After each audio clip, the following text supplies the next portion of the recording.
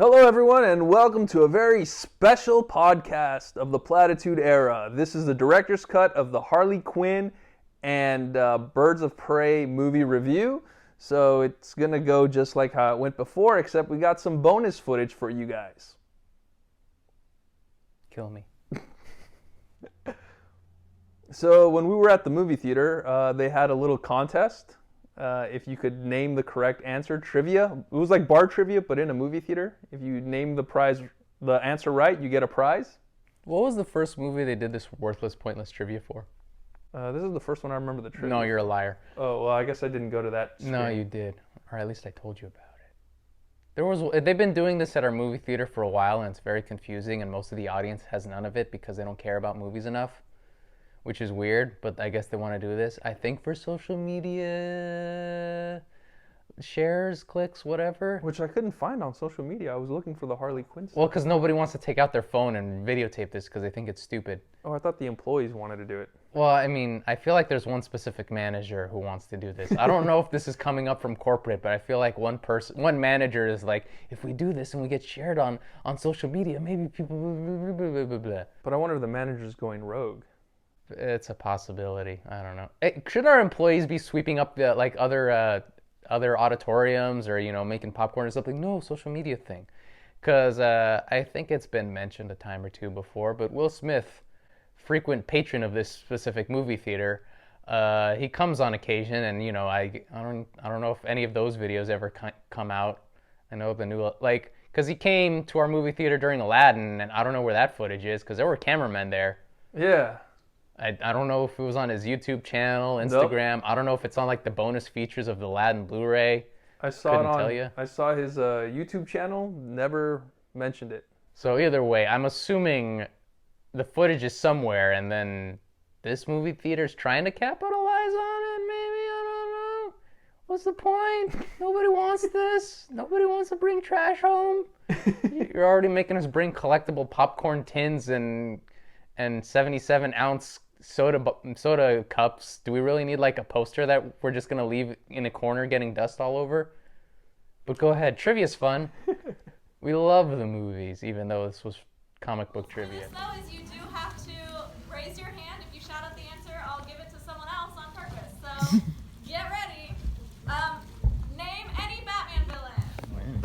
Yes, right here. Joker. All right, let's give him a poster. Let's name one more. Woo! You up there? Yeah. Riddler. Woo! Dr. Bree, we're over here too. All right. What is Harley Quinn's real name? Your posters. Yes. Arlene Quinzel. Yes. Lucky Right over here. All right. And what job did Harley Quinn have before she started her life in crime? A doctor. We have one down here too. All right. Then the final question is, where did she work before she started her life in crime? Ooh. Yes. Can you name the hospital though? All right. Give How you a about if you hint, name she any never of the produced words right now? Hunter is okay. Of course, you guys. Do we want to get a picture from if everyone that got a poster could come down so we could do a quick picture with you guys? That was Woo! Or just raise it. Yeah, raise it up. Woo! Thank you guys for participating. Thank you guys. We try to do this every Friday, Saturday, so come on over to our theater. Goodbye and enjoy the movie. Bye. And they're always picking on the people that they think, to answer the questions, they pick on people that they think have the highest social media following. I raised my hand and they never called me. Well, you're a nobody. And I'm more of a somebody, and I want nothing to do with this channel. You actually started to get up and leave when they were doing the trivia. I just started calling out a bunch of Batman trivia and answered the questions before they came out. That's how basic this nonsensical trivia was. Name me a Batman villain. Calendar Man. The Joker. There you go. Free poster. What did Harley Quinn... she was a PhD. She worked on the Joker. She met him at Arkham, and then they fell in love, and then she turned to a life of crime. What does Harley Quinn do for a living? Doctor. Where does Harley Quinn work before she became a villain? A hospital. Can you be more specific? An emergency room?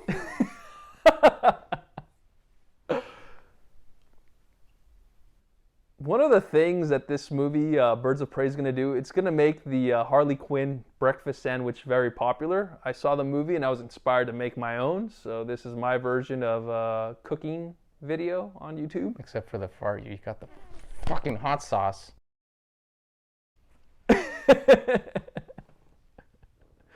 Just a drop or whatever. 2 drops, one per egg. Not too much. So, first it starts with the bacon, it's sizzling on the grill, and then you got to put the eggs. They got to be over easy, so every bite you take, bleeds yolk in your mouth. And then don't forget the cheese and let it melt. But before you put the cheese, add the hot sauce. I completely forgot. I think you put before the cheese? Well, I guess the cheese goes on top. Yeah. Weird. That's why I forgot, because I didn't see the hot sauce. It was covered by cheese. Yeah, so if you have an incorrect palate and horrible taste, the recipe dictates American cheese, which I suppose is fine because it'll melt properly, but a connoisseur such as myself, this is me twisting my mustache, would use like a cheddar if you want to be basic, or like a Gruyere or a Gouda. I don't know much about cheeses, but I'm assuming a snob or someone who pretends to be a snob would use American, or would detest the use of American. Now, this sandwich is almost good enough for Harley Quinn to shoot you and eat.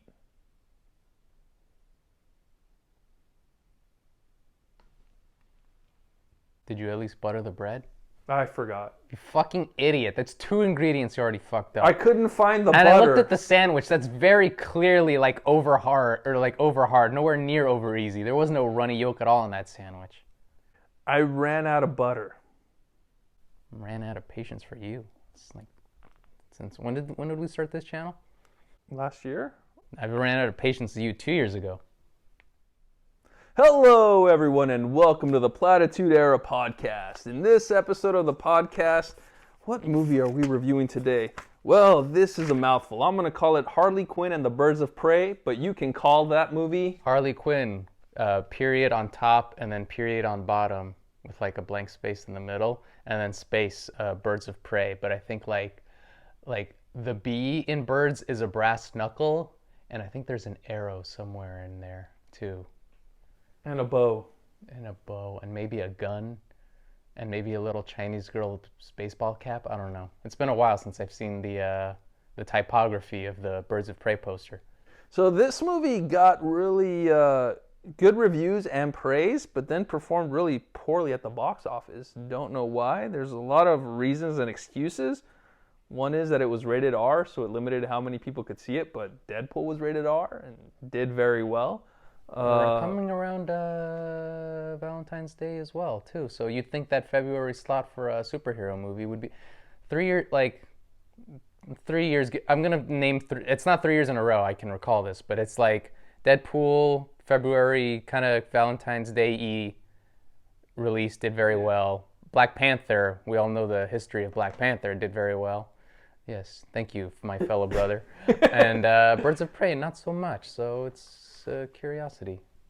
Something happened with the February where it's sometimes it does well for first-time films, sometimes not so well for franchise films, because Deadpool 1 did really good. Deadpool 2 said, no, we don't want to jinx it, so we're going to push it more into the summer. I think the first Kingsman came out around this time. I think the newest one was supposed to come out around this time, and it got pushed back. I think. I don't know, but, it seemed like February seemed like a burgeoning time for movies. I don't know, maybe for dates to, to go out for the Valentine's-ish weekend, but I guess not this time around. Well, dates always fight on Valentine's Day, so it makes sense that it starts right from the beginning as to fighting what movie are you going to see. Action movie for guys or a nice romantic movie for the ladies? That sounds very sexist. And what about gay couples? Then who's who? Who wears the pants in that relationship? And when I say gay, I know you're being homophobic and not assuming what kind of gender I meant. It could go either way. So this movie, Birds of Prey, I love the blend of humor and action in it. Had really good action scenes, filmed well. No shaky cam. I gotta applaud that, because you don't know how many action movies we see that have shaky cam. A lot of good, wide, well-choreographed fight scenes. They got one... So here's the thing. You can just we got a guy from John Wick. That could mean anything, but apparently they got a guy from John Wick.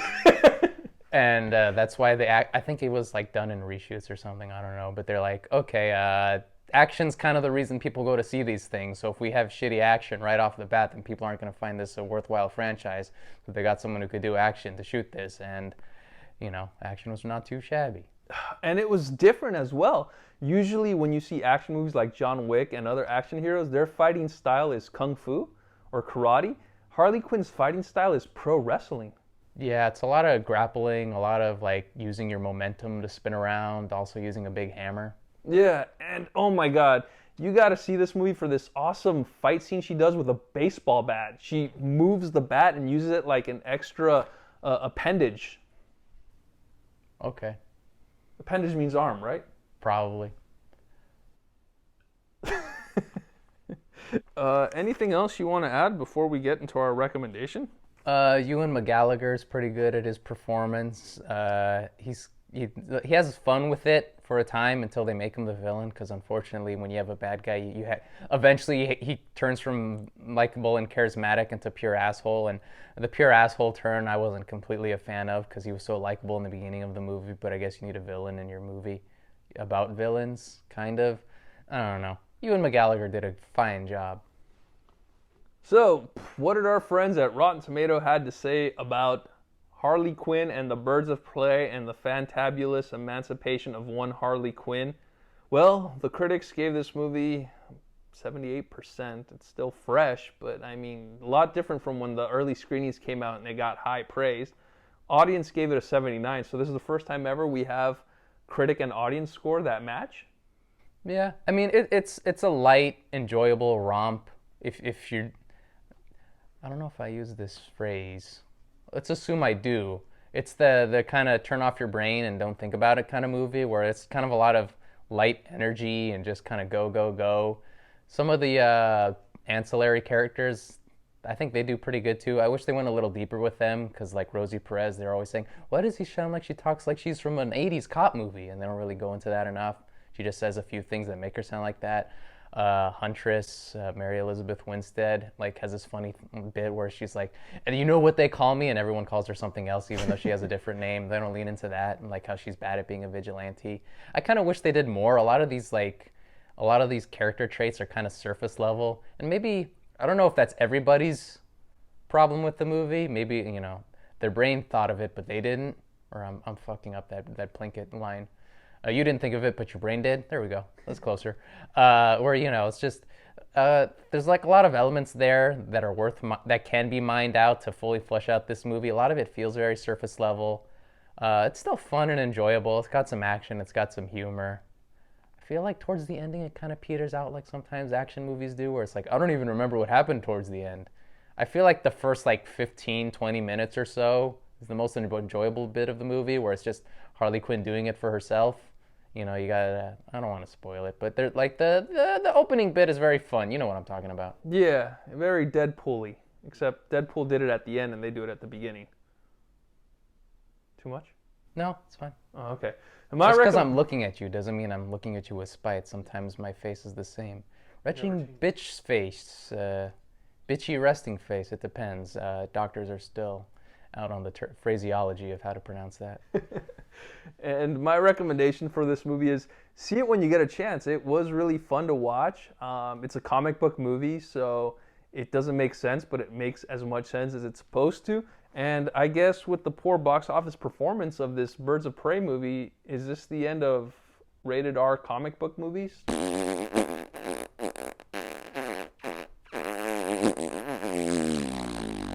No, of course not. That's stupid. Only you, a stupid person, would say something like that. And only you, a stupid person commenting on this video, would say something in agreement to that statement. No, it'll be fine. Technically, The Kingsman counts. The Kingsman, singular, is technically like a graphic novel-y rated R movie, technically. What's the guy's... Not Mark Millar.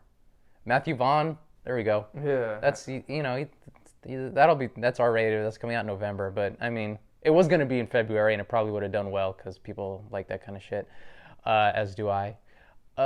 It'll be fine. I'm pretty sure. I think they're going to give it a little bit of a breathing room, which is kind of ironic because this was supposed to be a semi-reboot for Suicide Squad, even though there's going to be another Suicide Squad reboot. but I'm pretty sure people will be more excited for their Gotham City Sirens, Harley Quinn, and Poison Ivy. Whatchamacallit? We just heard a reference to it.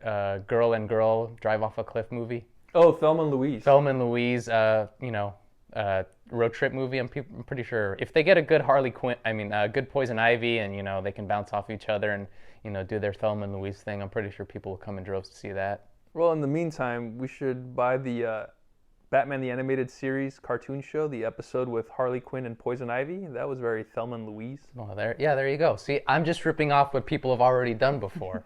I'm just saying what is previously existing knowledge. So when Gotham City Sirens comes out with your Poison Ivy and your Harley Quinn comes out, and they rip off that episode of the comic, it's because that episode of the show is worth ripping off to make your movie.